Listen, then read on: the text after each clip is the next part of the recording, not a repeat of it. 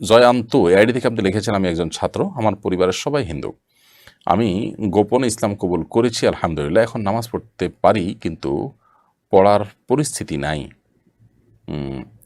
এই মুহূর্তে আমি কী করতে পারি? আমাদের নমুসলিম ভাই, আপনাকে সুস্বাগতম। ইসলামের উপরে ঈমানের উপর আপনাকে আল্লাহ তাআলা অটল অবিচল রাখুন, আমি দোয়া করি। আপনি সালাত আদায় তো অপরিহার্য, আপনি সালাত আদায় করবেন। প্রয়োজনে চেষ্টা করে আপনার কক্ষে আপনি একান্তে শুধু ফরজটুকু যদি পড়ার সুযোগ পান সেটুকু আদায় করে ফেলবেন। বাহিরে অন্য কোনো কাজের অজুহাতে গিয়ে কিছু কিছু সালাত আপনি আদায় করে ফেলবেন। এভাবে আপনাকে সালাত আদায় করতে হবে এবং ধীরে ধীরে আপনার প্রয়োজনেই সালাত আদায়ের সুবিধার্থে আপনার অবস্থান আপনি পরিবর্তন করতে পারেন। সেটা আপনার পারিপার্শ্বিক অবস্থা কী আছে না আছে, কী অজুহাতে আপনি করতে পারেন না পারেন, সেটি আপনি চেষ্টা করবেন সর্বোচ্চ। প্রয়োজনে একটু কথা ঘুরিয়ে বলেও আপনি এটি করতে পারেন, কিন্তু সালাত আদায় আপনাকে করতে হবে। যদি কখনো এরকম পরিবেশ হয় যে আপনি কোনোভাবে সালাত আদায় করতে পারছেন না, আপনি করতে গেলে টর্চার্ড হবেন, আপনি অসহনীয় যন্ত্রণার মুখোমুখি হবেন, কোনোভাবেই কোনো চান্স পাচ্ছেন না, তাহলে সেক্ষেত্রে আপনি সেই সালাতকে পরবর্তী সালাতের সাথে বা আগের সালাতের সাথে বা পরবর্তী সালাতের সাথে আপনি কাজা করে ফেলবেন।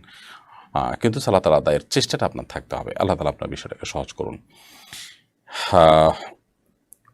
এরপর ওয়ালিদ হাসান, আপনার অনেকগুলো প্রশ্ন আজকে দেখতে পাচ্ছি। আপনি লিখেছেন, যদি কোনো ভালো কাজ করার পরে নিজের কাছে মনে হয় যে আমি এই কাজটি করছি, এমন মনে হলে সেটি কি অহংকার হয়ে যাবে? যে কোনো ভালো কাজ করার সময় আমাদের মধ্যে যে এক ধরনের আনন্দের অনুভব হয়, সেটি স্বাভাবিক। এর কারণে আমাদের কোনো দোষ হবে না। তবে মনে রাখা উচিত যে আমার আগে থেকে সদিচ্ছা থাকবে, আমি কাউকে জাহির করব না, প্রকাশ করব না। কেউ জেনে গেছে, দেখে গেছে, বাট করার পরে আমার মধ্যে পরিতৃপ্তি আসছে, আলহামদুলিল্লাহ। এটার জন্য আল্লাহর কাছে শুকর আদায় করতে হবে এবং এটার যে ক্রেডিট সেটি আল্লাহকে নিবেদন করতে হবে যে আল্লাহ তাআলা আমাকে তৌফিক দিয়েছেন তাই। তাহলে দেখবেন ইনশাআল্লাহ নিজের মধ্যে অহংকার আসবে না। আর এই ভালো লাগা কাজ করাটা শুকরিয়ার মানসিকতা যদি থাকে, আল্লাহর কৃতজ্ঞতা আদায় করা হয়, তাহলে ইনশাআল্লাহ বিদিনিল্লাহ এটাকে অহংকার হিসাবে গণ্য করা হবে না। তাহমিদ ইসলাম লিখেছেন, মশারির ভেতর বসে কি নামাজ পড়া যাবে?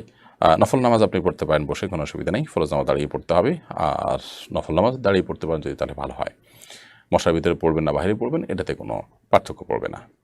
এমনি সাইফুদ্দিন লিখেছেন, কিছু নারী বা যদি ধার্মিক নামাজ পড়ে পর্দা করে, তারা স্বামীর কাছ থেকে নিজের অধিকার বুঝে নেওয়ার ব্যাপারে খুবই সচেতন, অথচ স্বামীর প্রতি দায়িত্ব পালনে উদাসীন, তাদের পরে কিছু বলুন। খুবই গুরুত্বপূর্ণ প্রশ্ন।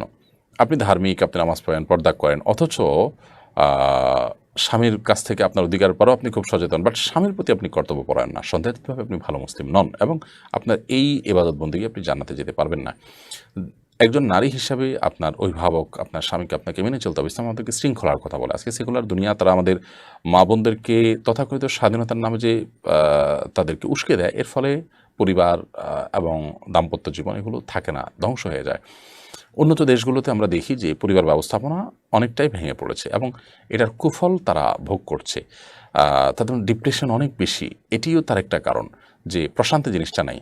আপনার কোনো না কোনো একটা জায়গায় ছাড় দিতে হবে বৃহত্তর কিছু প্রাপ্তির আশায়। সেই জায়গা থেকে একজন নারী তিনি তার স্বামীকে অভিভাবক হিসাবে মানবেন, শ্রদ্ধা করবেন, তার প্রতি দায়িত্বশীল হবেন, তার সাথে কুতর্ক করতে যাবেন না এবং তার সাথে অতিরিক্ত বার্গেনিং করতে যাবেন না। যথাসম্ভব তার কথাগুলো মেনে চলবেন। যদি তিনি অন্যায় কোনো কিছু করতে না বলেন, তাহলে সেক্ষেত্রে তার দিনদারিতে পূর্ণতা পাবে। একজন নারী জান্নাতে যাওয়ার পূর্ব যে 4টি শর্ত নবী সাল্লাল্লাহু আলাইহি ওয়াসাল্লাম দিয়েছেন, তার ভিতরে একটা হলো স্বামীর আনুগত্য করা, স্বামীকে মেনে চলা।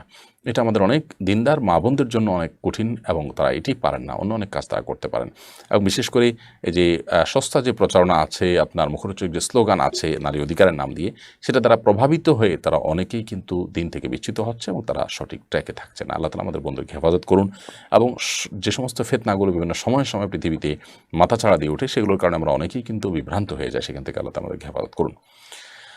খাদিজাতুল কুবরা সফুরা, আপনি লিখেছেন, স্বামী যদি স্ত্রীকে মা বাবা তুলে গালমন্দ করে, তাহলে স্ত্রীর করণীয় কি? স্বামী হোক আর স্ত্রী হোক, যিনি এই কাজ করবেন সেটা খুবই গর্হিত কাজ, খুবই গর্হিত কাজ।